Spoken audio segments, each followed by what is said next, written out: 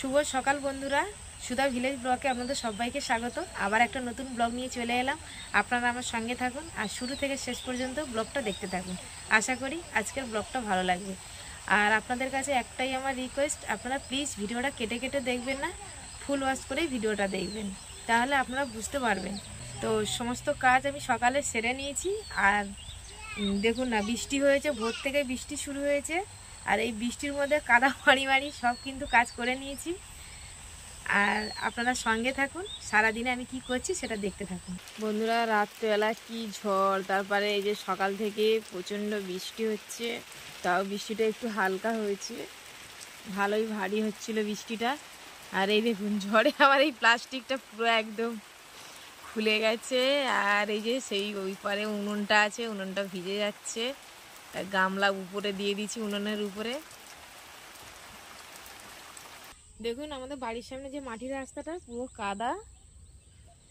আর এই কাদা মারি মারি ছাগল গরু সব আমি বেঁধে দিয়ে এসেছি। দেখুন বন্ধুরা, সোনাইয়ের বাবা গিয়েছিল ওর বাড়িতে ঘুরতে। আর এই যে কি কি নিয়ে এসছে দেখুন, নারকেল নিয়ে এসছে, আঠা বেল নিয়ে এসছে।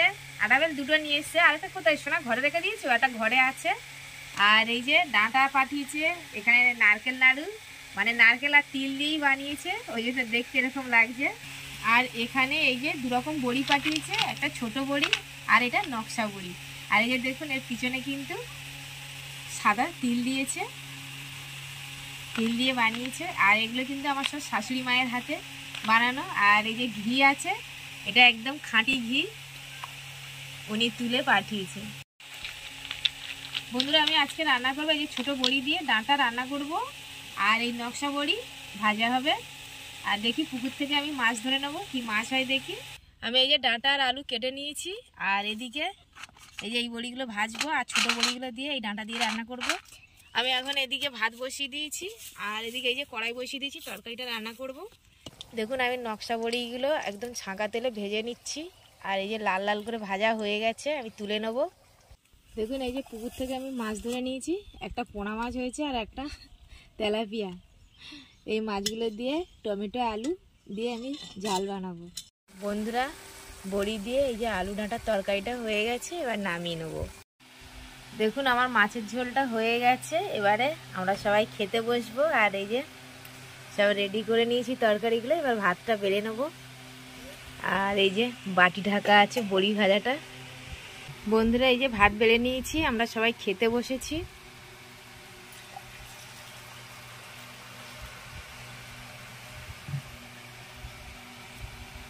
এই যে বড়ি আলু দিয়ে ডাঁটার তরকারি, আর এই যে বড়ি ভাজা, আর ওদিকে আছে এই যে মাছের ঝোল।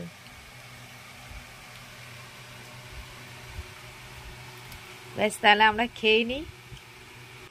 বন্ধুরা, দুপুরবেলা খাবার বেলা বিকালে আপনাদের কাছে আসতে পারিনি, তো এখন সন্ধ্যাবেলা চলে এসেছি। সোনাইকে পড়তে বসিয়েছি, আর আজকের সোনাইকে ভর্তি করে দিয়েছি। সোনাই খুব খুশি। আর সোনাইকে 5টা বই দিয়েছে আর 4টে খাতা দিয়েছে। তো এখন সোনাইকে বই পড়াবো। আর ব্লগটা বেশি বড় করব না, আজকের ব্লগটা এই পর্যন্ত।